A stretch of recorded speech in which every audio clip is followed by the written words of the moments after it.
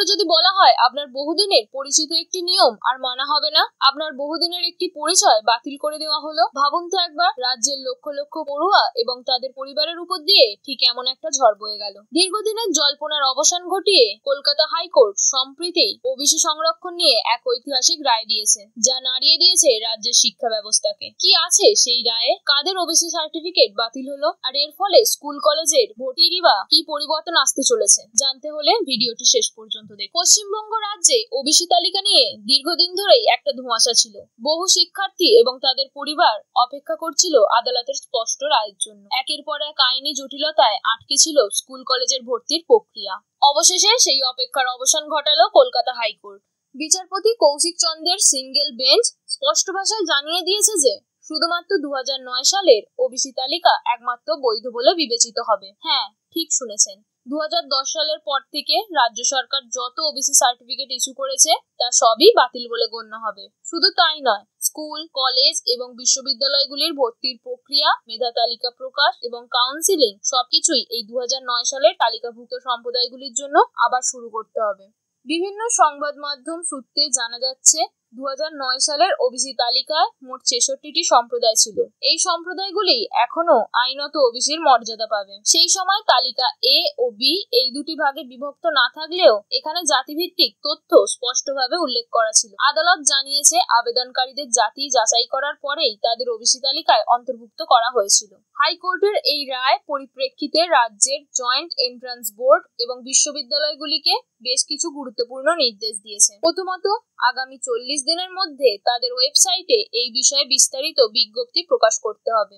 দ্বিতীয়ত, ওবিসি প্রার্থীদের কাছে তাদের পুরনো অর্থাৎ 2009 সালের ওবিসি শংসাপত্র চাইতে হবে।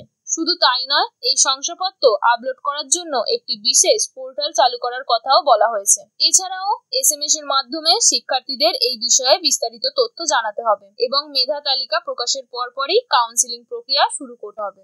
এই রায় নিয়ে সিনিয়র আইনজীবী সুদীপ্ত দাশগুপ্ত এবং বিক্রম বন্দ্যোপাধ্যায় স্পষ্টভাবে জানিয়েছেন যে হাইকোর্ট একেবারে পরিষ্কার ভাষায় বলেছে 2010 সালের পর যারা ওবিসি তালিকায় যুক্ত হয়েছে তাদের সার্টিফিকেট আর কোনোভাবেই বৈধ বলে গণ্য করা হবে না এবং ভর্তি প্রক্রিয়া সেই নিয়ম মেনেই সম্পন্ন হবে।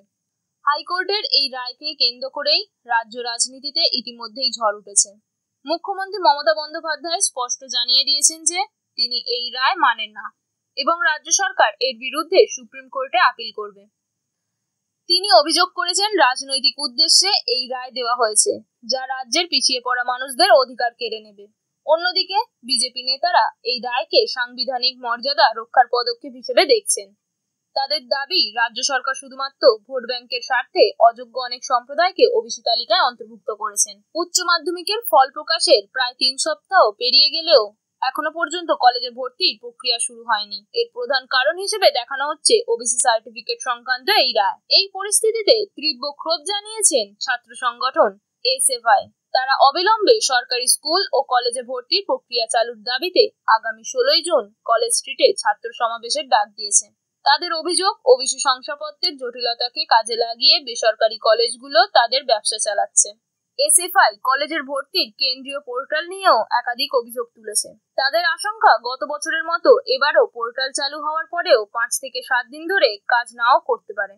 এছাড়াও দীর্ঘদিন ধরে স্বামী বিবেকানন্দ স্কলারশিপের টাকা না পাওয়ায় অনেক প্রান্তিক ছাত্রছাত্রীর পড়াশোনায় সমস্যা হচ্ছে বলেও তারা জানিয়েছে। কলকাতা হাইকোর্টের এই রায় নিঃসন্দেহে রাজ্যের ওবিসি সংরক্ষণ নীতিতে বড়সড় পরিবর্তন আনলো। বাতিল হলো 2010 সালের পরের প্রায় 5 লক্ষ ওবিসি সার্টিফিকেট। এখন দেখার বিষয় শিক্ষা দপ্তর এবং বিশ্ববিদ্যালয়গুলি আদালতের এই নির্দেশকে কিভাবে কার্যকর করে এবং কত দ্রুত ভর্তি প্রক্রিয়া শুরু করতে পারে। এই রায়ের ফলে ক্ষতিগ্রস্ত শিক্ষার্থীরা কিভাবে তাদের ভবিষ্যৎ পরিকল্পনা করে সেদিকেও নজর থাকবে। আজকের এই ভিডিওটি কেমন লাগলো তা অবশ্যই কমেন্টে জানাবেন। যদি আপনার কোনো প্রশ্ন থাকে সেটাও জানাতে পারেন, আর আমাদের চ্যানেলটি সাবস্ক্রাইব করতে ভুলবেন না, যাতে এমন গুরুত্বপূর্ণ খবর আপনি সবার আগে জানতে পারেন। খুব শীঘ্রই দেখা হবে নতুন কোনো ভিডিওতে। ততক্ষণের জন্য সুস্থ থাকুন এবং আমাদের সাথেই থাকুন। ধন্যবাদ।